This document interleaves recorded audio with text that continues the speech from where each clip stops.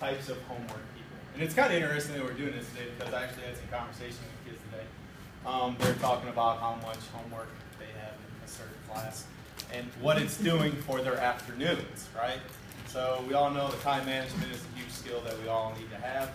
Okay, what are you doing with your time? So these are the three different subjects, and what are they doing with their time?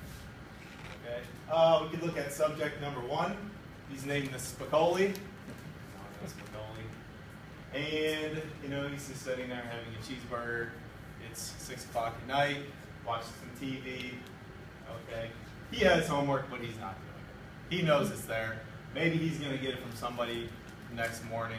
Maybe he's going to get it from somebody else that night. Who knows? Okay, not interactive, really no responsibility, just kind of passing time. 4 or 5 hours, however much time. If he doesn't play a sport, if he doesn't do anything in the afternoon, that's what's going on.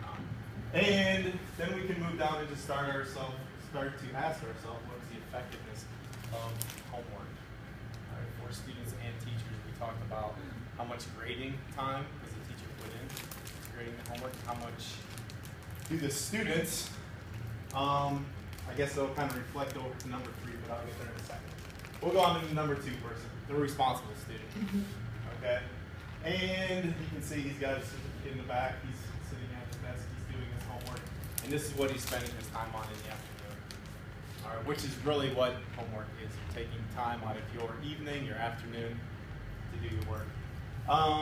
The responsibility of homework and what, I guess, what responsible aspects to life it kind of brings into. You have to do this. You have homework to do. You need to get it done. Okay. The practicing of it. I can't remember. I just heard that word. That was the why teachers assign typically for practice for what they do in class. Okay. Yeah. So the meaning behind homework is good, and differentiate to accommodate. That's equitable. That's homework that if you're assigning everybody the same thing and the kid whose parents don't speak English and has no help compared to the kid who goes home and mama sits beside him and works through the whole thing, how fair is it for, to be grading that? Right. So yeah, different students, different accommodations. So that'll even go back to what the teacher has to do. So not only are you having to grade all this, but you're going to have to differentiate.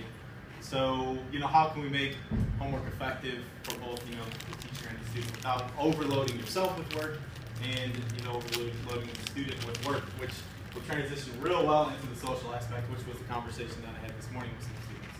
They're saying, I don't have time to do this stuff. Well, what are you doing in the afternoon, right? What are you doing in the evening? Are you spending 3 hours on Twitter? Are you spending 2 hours on a telephone call with somebody? Okay, so the social aspect. So there was one video that talked about kind of combining or making a social aspect to it, I guess. And, maybe encouraging some sort of buddy type studying, Talked about, making it fun for people to come together. The homework differentiated enough that kid can take ownership of it, make it project-based sometimes, and something they can actually go home and look forward to because it's theirs. One of the suggestions I read was have kids design homework because they will do the kinds of things that they enjoy and are much more likely to go home and do it if they have input into the kind of homework it is. Right. Yeah, and that was where things kind of led up to partnering up for homework, and still allowing them that social aspect. So instead of just that what goes on in the tweets, what goes on in the conversations, probably just social type interactions, talking about gossip during the daytime.